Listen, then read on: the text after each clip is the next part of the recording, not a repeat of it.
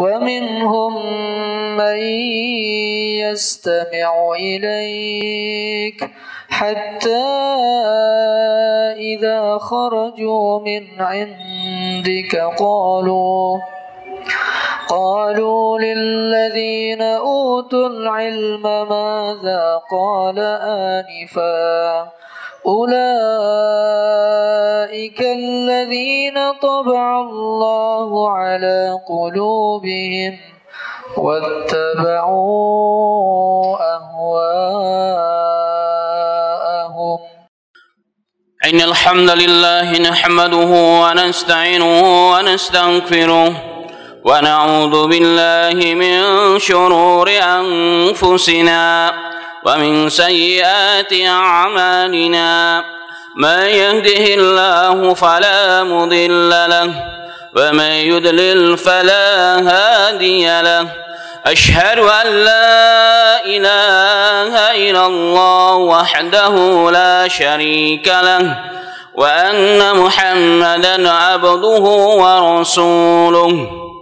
اللهم صل وسلم على محمد صلى الله عليه وسلم وعلى آله وأصحابه الطيبين والطاهرين ومن سن بسنته إلى يوم الدين. يا أيها الذين آمنوا اتقوا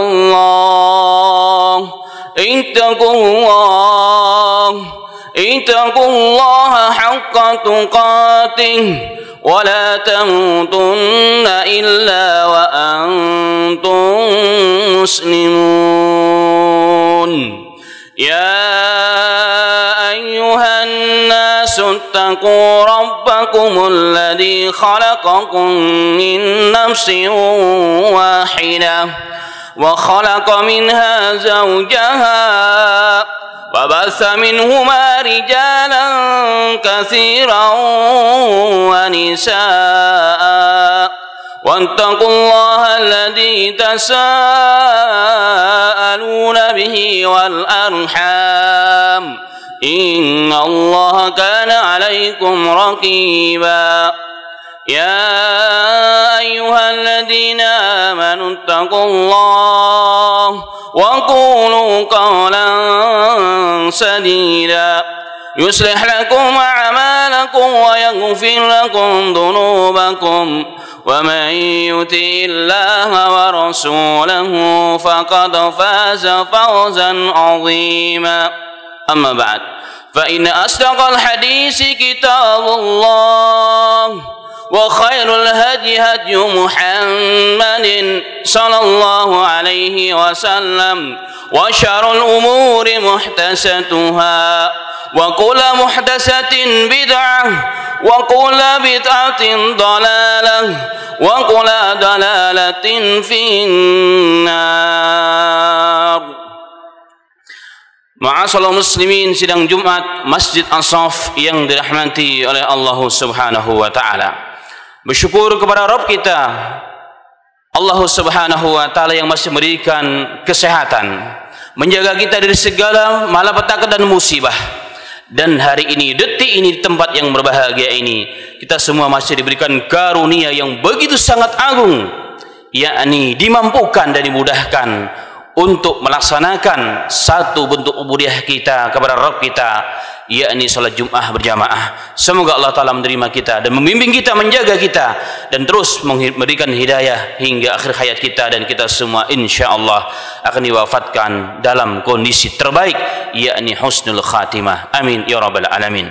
Salawat serta salam tidak lupa kita haturkan kepada junjungan Nabi besar Muhammad sallallahu alaihi wasallam beserta para keluarganya, para sahabatnya, dan orang-orang yang mengikutinya dan memperjuangkan sunnahnya hingga akhir masa. Semoga saya dan antum sekalian termasuk ada di dalamnya.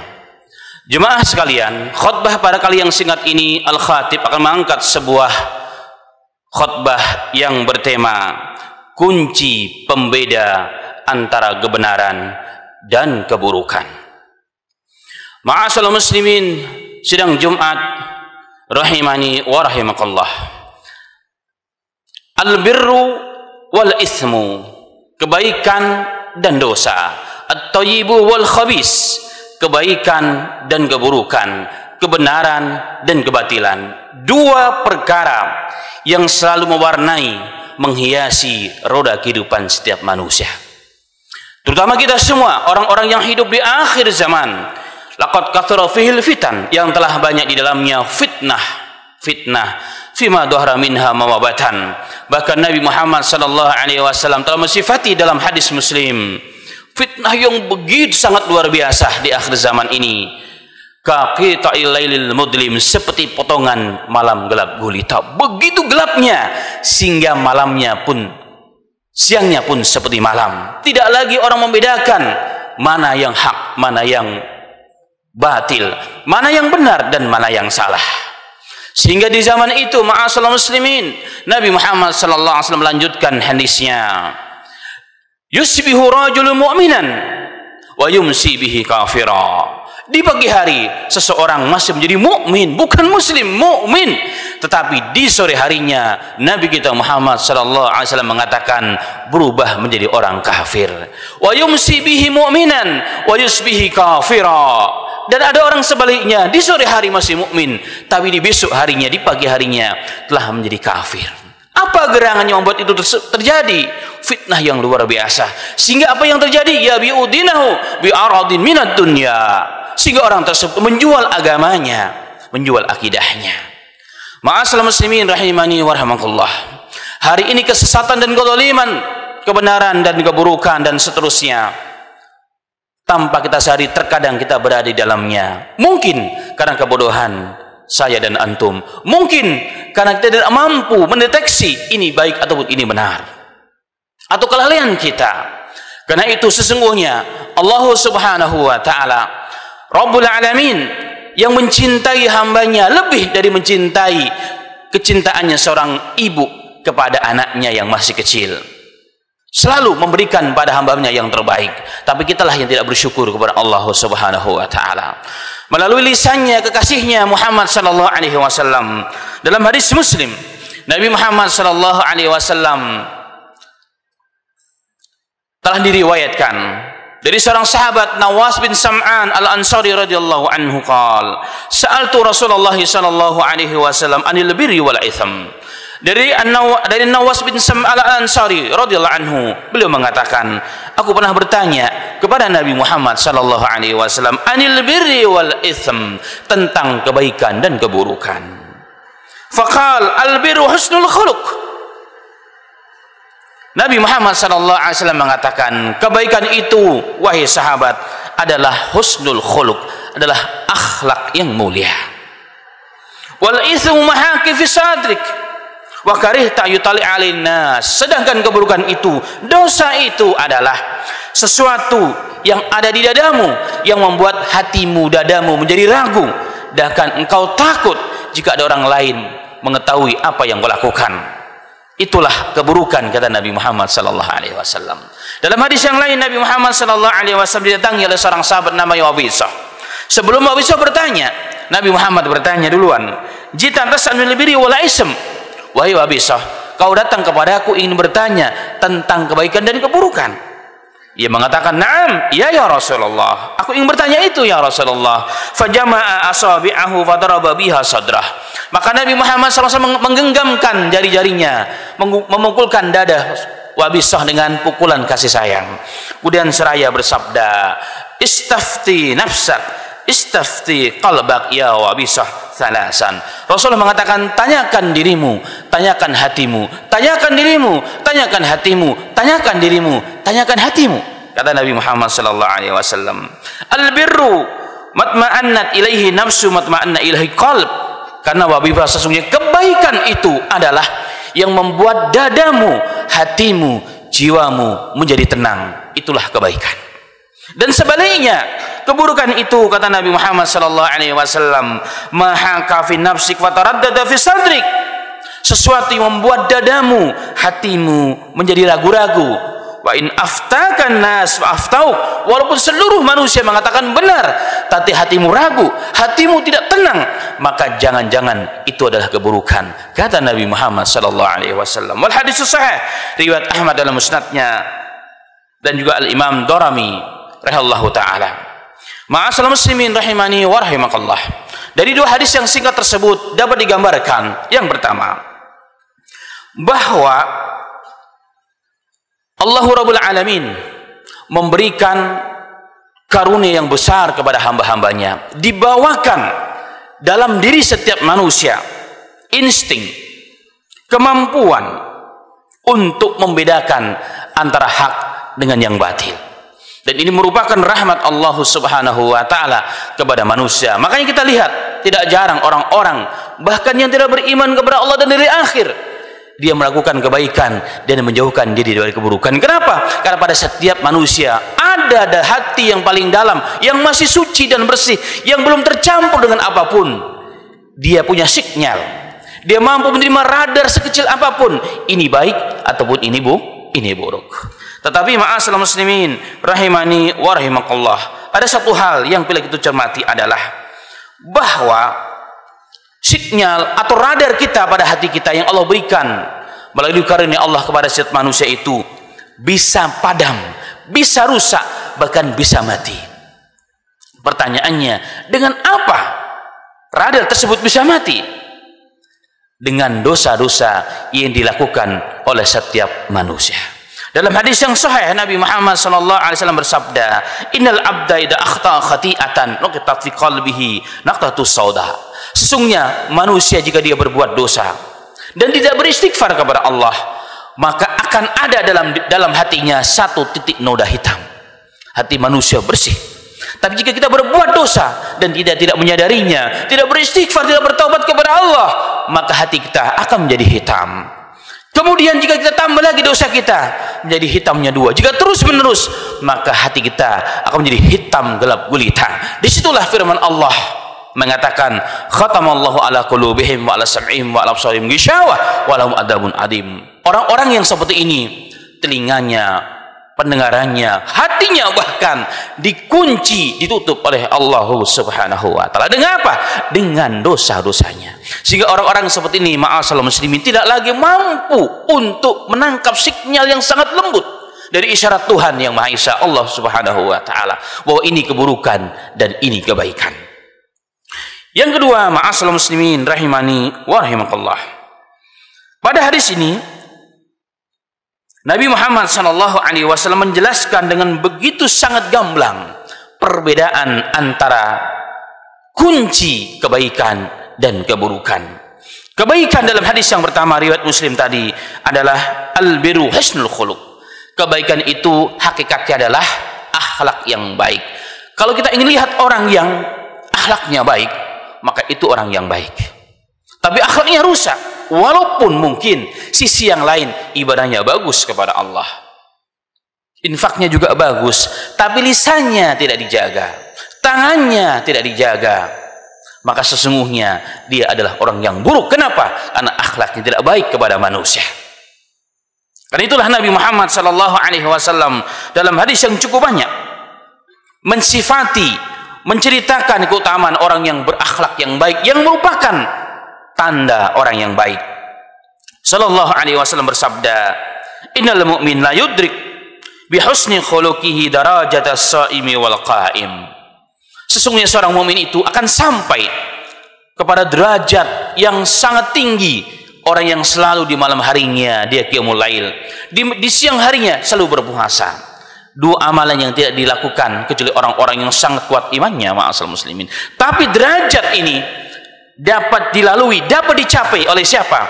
Orang-orang yang berhusnul khuluq, orang-orang yang akhlaknya mulia. Karena itulah Nabi Muhammad SAW pada hadis yang pertama dari riwayat Muslim mengatakan, hakikat kebaikan itu lihatlah akhlaknya dia kepada Allah, tentunya kepada manusia, kepada sesama, dapat lihat dia baik ataupun buruk. Kemudian ma'asal muslimin, pada hadis yang kedua Rasulullah menerangkan bahwa kunci kebaikan itu adalah apa? Sesuatu yang jika kita lakukan, hati menjadi tenang, jiwa menjadi tenang, tidak gelisah. Itulah tanda kebaikan. Mantap ini hati. Walaupun orang bilang apa, tapi hati ini mantap. Maka yakinlah itu kebenaran yang Allah tunjukkan melalui hidayah Allah Subhanahu wa ta'ala, pada nur yang Allah berikan, yang Allah letakkan pada hamba-hamba, pada hati-hati seorang hamba Allah Subhanahu wa ta'ala. Ketenangan jiwa itu tanda kebenaran, ma'asyiral muslimin, dan kebaikan ada pada dirinya. Dan sebaliknya Nabi Muhammad SAW bercerita kepada kita, menggambarkan, memberikan kunci agar kita tahu dan mengerti. Kunci keburukan adalah apa? Sesuatu yang jika kita lakukan, hati menjadi tidak tenang, hati menjadi taraddud, hati menjadi gelisah. Walaupun orang tidak ada, orang tidak melihat, CCTV pun tidak ada, pimpinan tidak melihat kita, tapi kita lakukan itu, ada rasa khawatir dalam diri kita, ada rasa takut dalam diri kita, ada keguncangan dalam jiwa, tidak sedikit membawa orang tersebut kepada stres, kemudian membawanya kepada stroke. Na'udzubillahi min dzalika. Tanda perbuatannya tidak baik. Bahkan Nabi Muhammad SAW menekankan kepada kita, wa in aftakan nas fa aftau, walaupun seluruh manusia mengatakan itu benar, itu boleh, tetapi hati kita tidak tenang, maka sesungguhnya yang benar adalah mengikuti hati kita yang paling dalam, yang paling bersih, yang paling suci, yang belum tercampur dengan apapun. Itulah kunci yang diberikan oleh Nabi kita Muhammad sallallahu alaihi wasallam. Karena itulah ma'asyiral muslimin rahimani wa rahimakumullah,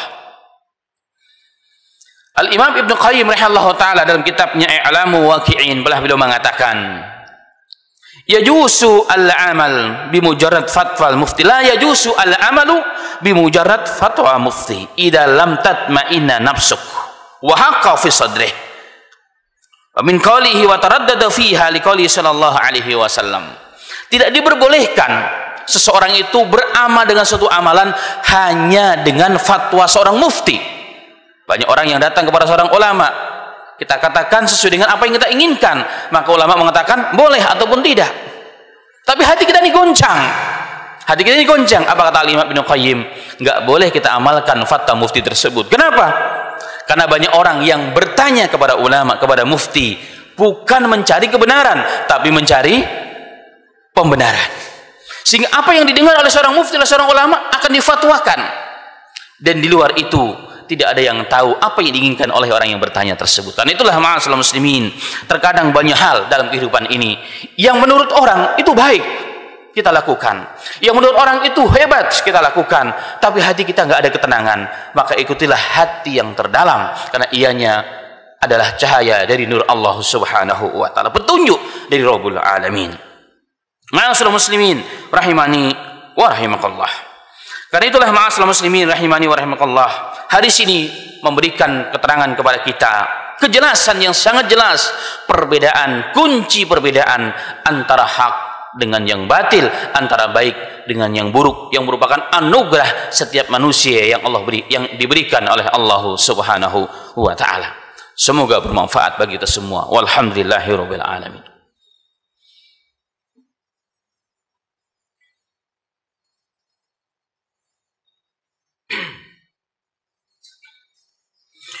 Alhamdulillahirabbil alamin, hamdan katsiran tayyiban mubarakan fihi kama yuhibbu rabbuna wa yarda.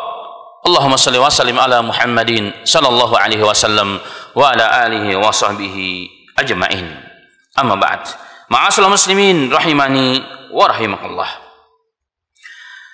Pada hadis yang tidak disebutkan dalam khutbah yang pertama, dalam riwayat yang kedua, hadis Wabisah. Wabisah datang kepada Nabi Muhammad sallallahu alaihi wasallam dalam hati yang terdalam, ingin bertanya kepada Nabi Muhammad sallallahu alaihi wasallam tentang kebaikan dan keburukan. Sebelum dia bertanya, Rasulullah bertanya, wahai Wabisah, jita tas'al anil birri wal itsm, apakah kau datang kepadaku ingin bertanya tentang kebaikan dan keburukan? Pada pernyataan Nabi Muhammad sallallahu alaihi wasallam kepada kita, itu menunjukkan dalailun nubuwah, dalil-dalil kenabian Nabi Muhammad sallallahu alaihi wasallam. Karena Nabi Muhammad sallallahu alaihi wasallam bertanya sesuatu yang karenanya sahabat itu datang kepada Rasulullah. Ini merupakan mukjizat dari Nabi kita Muhammad sallallahu alaihi wasallam, dan ulama memasukkan hadis-hadis seperti ini dalam kategori hadis-hadis dalailun nubuwah, tanda-tanda kenabiannya Muhammad sallallahu alaihi wasallam. Dan banyak hadis-hadis yang menunjukkan hal seperti itu. Kemudian yang kedua persoalannya, hadis ini juga bukan dalil bahwa Nabi kita Muhammad SAW mengerti perkara yang gaib.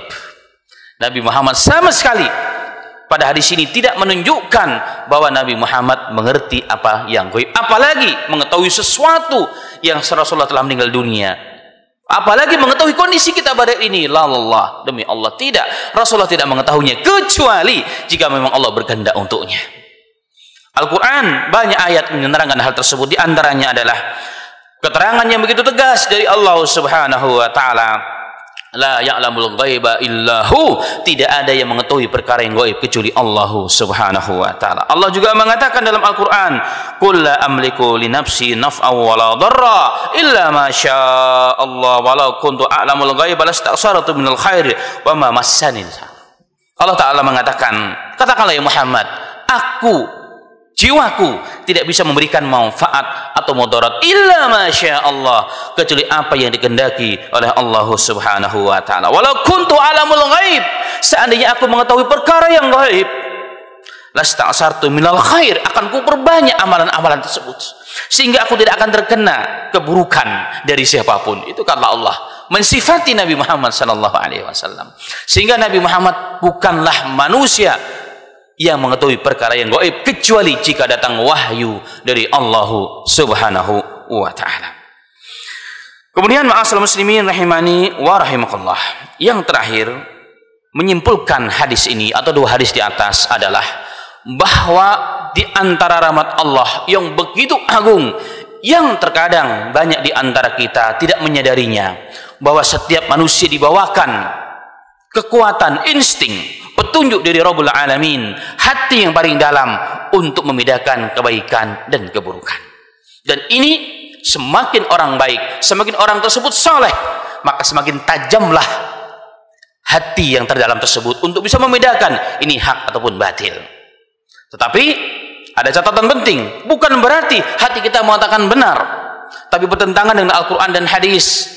Maka hati kita, jiwa kita harus tetap tunduk kepada Al-Quran dan sunnah Nabi Muhammad sallallahu alaihi wasallam. Tidak boleh menjadikan dalil hadis ini bahwa apa yang dikatakan oleh hati akan benar. Tidak demikian juga jika bertentangan dengan Al-Quran dan hadis Nabi Muhammad sallallahu alaihi wasallam. Tapi sesungguhnya hadis yang dibahas ini dalam khutbah yang sangat ini sejalan, sesuatu yang memang benar, pasti hati kita akan menerimanya, hati kita akan menjalankan dengan tenang, dengan bahagia sentosa.